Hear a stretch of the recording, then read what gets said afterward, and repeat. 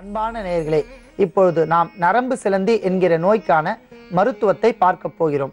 அதற்காக நாம் எடுத்துக்கொள்ளப்பட்ட மூலிகை அவுரி. அடுத்ததாக அவுரி இலையினுடைய வேர்பட்டை.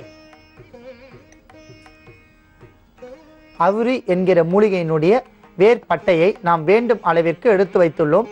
5 கிராம் போதுமானது. ஆகையால் 5 கிராம் அளவிற்கு வேர்பட்டையை எடுத்து வைத்துள்ளோம்.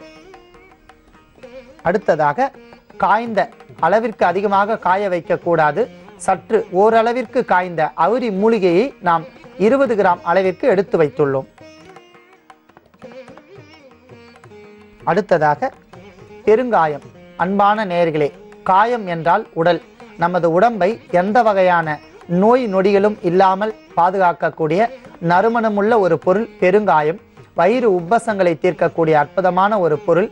கிருமி நாசினியாக செயல்படக்கூடிய அற்புதமான ஒரு பொருள். நமது உடலில் ஏதேனும் கிருமிகள் இருந்தால் அவற்றை போக்கிக் கொள்வதற்காக பெருங்காயம் பயன்படுகின்றது. பேயன் வாழை என்கிற ஒரு வாழைப்பழத்தை நாம் 2ஆக பிளந்து சிறு பெருங்காயத்தை நசுக்கி அதில் வைத்து வாழைப்பழத்தோடு நாம் சாப்பிட்டு வந்தால் நமக்கு வரக்கூடிய திணவு என்கிற நோய் பூரணமாக நீங்கிவிடும். திணவு என்றால் உடல் அரித்தல். உடல் அரித்தல் என்கிற நோய் மிக அற்புதமான முறையில் நீங்கிவிடும். பெருங்காயத்திற்கு அந்த அளவிற்கு உடல் பலத்தையும் கிருமி நாசினியாகவும் செயல்படுவதால் நாம் பெருங்காயத்தையும் எடுத்துக்கொள்ளலாம்.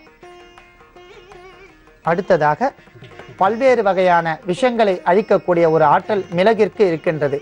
மிளகு மிக சிறந்த காயகற்ப ஒரு மூலிகை. விஷங்களை போக்குவதோடு இரத்தத்தில் இருக்கக்கூடிய கிருமிகளை அழிக்கும். குறிப்பாக இரத்தத்தை சுத்திகரிக்க செய்யக்கூடிய ஆற்றல் மிளகிற்கு இருக்கின்றது. நமது உடலில் இருக்கக்கூடிய கோழைகளை அகற்றி நெஞ்சி பகுதியில் இருக்கக்கூடிய சளிகளை நீக்கி குரல் வளத்தை தரக்கூடிய அற்புதமான ஒரு மூலிகை மிளகு. நரம்பு சிலந்தி என்கிற நோய்க்கான காரணம் கிருமிகளால் வருகின்றது என்று நாம் தெரிந்து கொண்டோம்.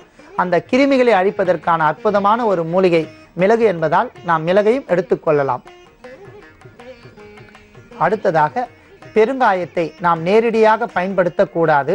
பொரித்த பெருங்காயத்தை பயன்படுத்தினால்தான் அதில் இருக்கக்கூடிய பூரண மருத்துவ குணங்கள் நமக்கு கிடைக்கும் என்பதால், மேலும் பெருங்காயத்தை பொரிக்க வேண்டும் என்பதால் நாம் நல்லெண்ணெயை எடுத்து வைத்துள்ளோம்.